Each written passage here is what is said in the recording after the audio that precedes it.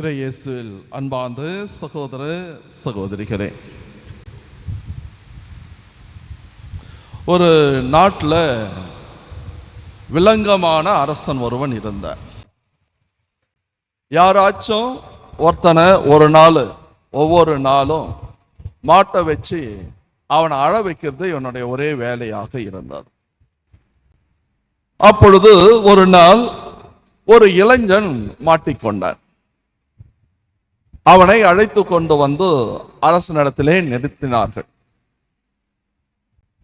சுத்தி இருந்த அவனுடைய மந்திரிமார்கள் அனைவரும் நினைத்து கொண்டார்கள், இன்னைக்கு இவன் சரியா மாட்டினான்டா, இவன் என்ன செய்ய போறான், அவர் என்ன கேட்க போறார் தெரியலையே அப்படின்ட்டு எல்லாரும் அப்படியே பார்த்துட்டு இருந்தாங்க. அந்த இளைஞனுக்கும் இது மாதிரி அரசன் வந்து பலரை பார்த்து மாட்டை வச்சு அழ வச்சு பார்க்கறது அவனுக்கும் விஷயம் தெரியும். அவனும் நொந்துட்டு உட்கார்ந்துருந்தான். அரசன் வந்தான். வந்த உடனே அந்த இளைஞன் எழுந்து நின்னான். இன்னைக்கு உனக்கு வந்து நான் ஒரு வேலையை கொடுக்க போறேன், இந்த வேலையை நீ சரியா செய்யணும், அப்படி செய்யலன்னா மரண தண்டனை. சரி, என்ன வேலை அரசு அப்படின்னு கேட்டான். நான் உனக்கு ஒரு ஆட்டை கொடுப்பேன், அதே போல அந்த ஆட்டுக்கு போட வேண்டிய தீனியையும் கொடுப்பேன். நீ என்ன செய்யணும், இந்த ஆட்டை வீட்டுக்கு எடுத்துன்னு போனோம்.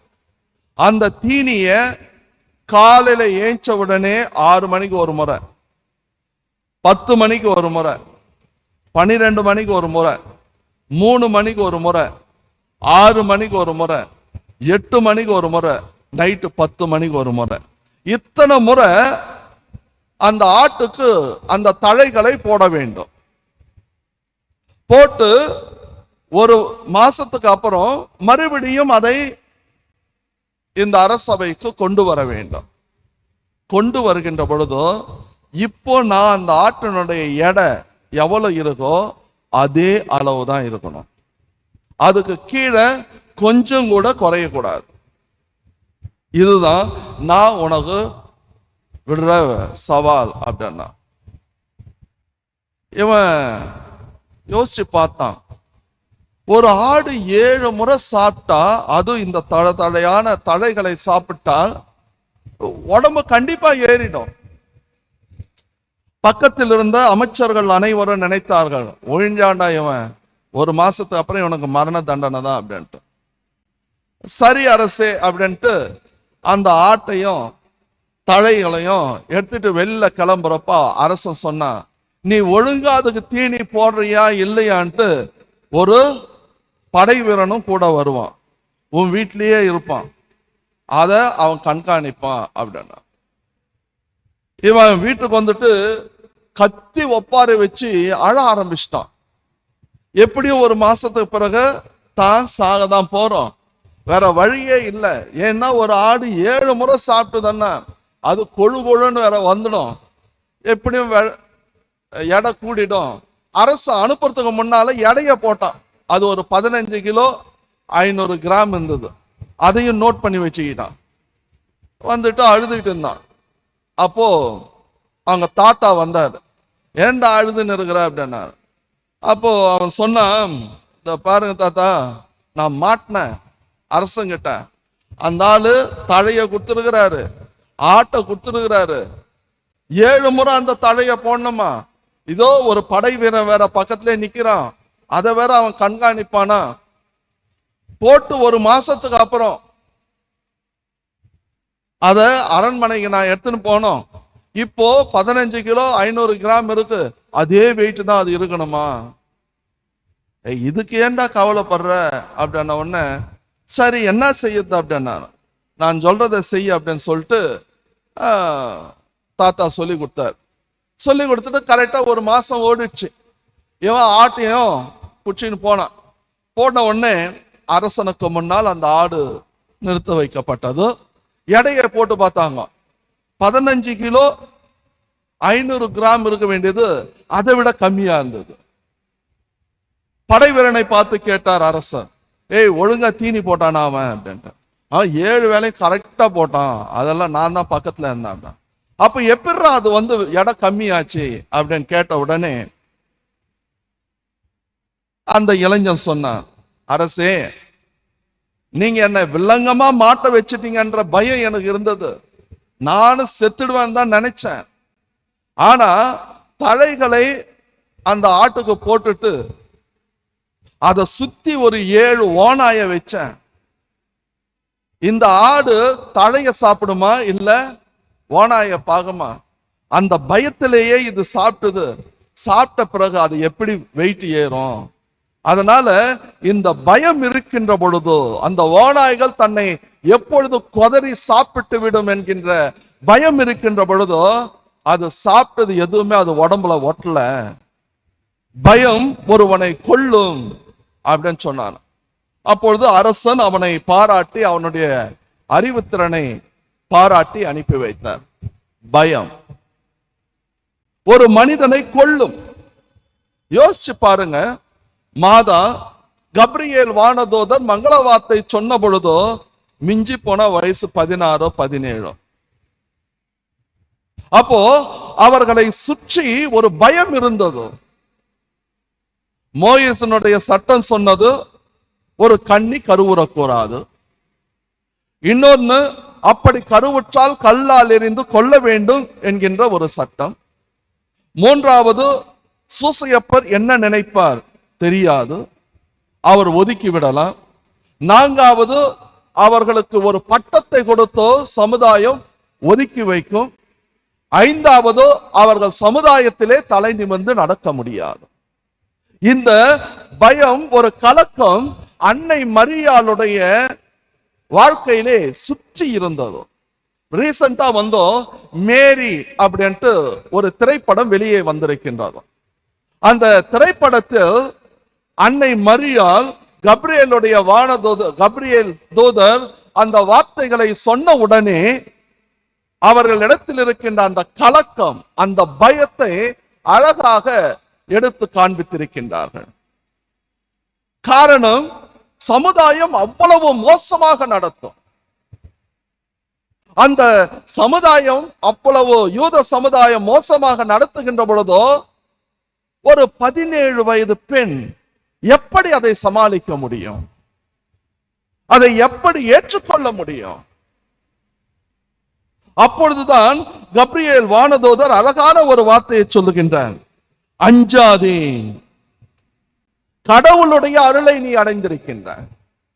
மனுஷனுடைய அருளை நீ அடையல, மனுஷனுடைய சப்போர்ட்டை நீ வாங்கல, மாறாக அந்த கடவுளுடைய அருளை அடைந்திருக்கின்றாய். உன்னை சுற்றி எவ்வளவு பேர் உன்னை பயமுறுத்தினாலும், உன்னை அச்சத்தில் ஆழ்த்தினாலும், கடவுள் உனது வலப்பக்கமாக நிற்கின்றார். அதுதாங்க ரொம்ப ரொம்ப முக்கியம். அன்னை மரியாளுக்கோ பல இடர்பாடுகள் இருந்தன, பல வேதனைகள் இருந்தன, பல கேள்விகள் இருந்தன. ஆனால் அந்த சிறு வயதிலேயே அத்தனை இடர்பாடுகளையும் ஏற்று அவள் சவாலை தன்னுடைய வாழ்க்கையிலே கடைபிடித்தாள் என்றால் அதற்கு காரணம் அவள் நம்பியது அந்த கடவுளுடைய ஆற்றலை தான்.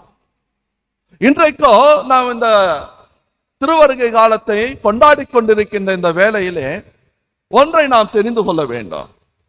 அழகான ஒரு சில கருத்துக்கள், மெசேஜஸ் நமக்கு கொடுக்கப்படுகின்றன. யார் வழியாக? சக்கரியாஸ் வழியாக, எலிசபெத் வழியாக, அன்னை மரியாள் வழியாக, கப்ரியேல் வானதூதர் வழியாக, நமக்கு ஸ்நானக அருளப்பர் வழியாக அழகாக கொடுக்கப்படுகின்றது. இதோ நான் உன்னை விட்டு விலகுவதும் இல்லை, உன்னை கைவிடுவதும் இல்லை. அதனால்தான் இயேசு கிறிஸ்து அழகாக சொல்லுவார், நம்முடைய கடவுள் இறந்தோரின் கடவுள் அல்ல, வாழ்வோரின் கடவுள். அதனால்தான் தாவீது அரசன் அழகாக உச்சரித்தான், ஆண்டவர் என்னுடைய நல்ல ஆயனாக இருக்கின்றார், எதிரிகள் என்னை மேற்கொள்ள முடியாது. வார்த்தைகளை எந்த அளவுக்கு தாவீதோ தன்னுடைய வாழ்க்கையிலே கடவுளுடைய பிரசன்னத்தை உணர்ந்திருப்பான் பாருங்க. அந்த தாவீது கடவுளுடைய பிரசன்னத்தை உணர்ந்து சொல்லுகின்றான், என்னுடைய எதிரிகள் என்னை மேற்கொள்ளவே முடியாது. என் எதிரிகள் பொறாமைப்படுகின்ற அளவுக்கு கடவுள் எனக்கு விருந்தினை ஏற்பாடு செய்கின்றார் என்று கூறுகின்றார்.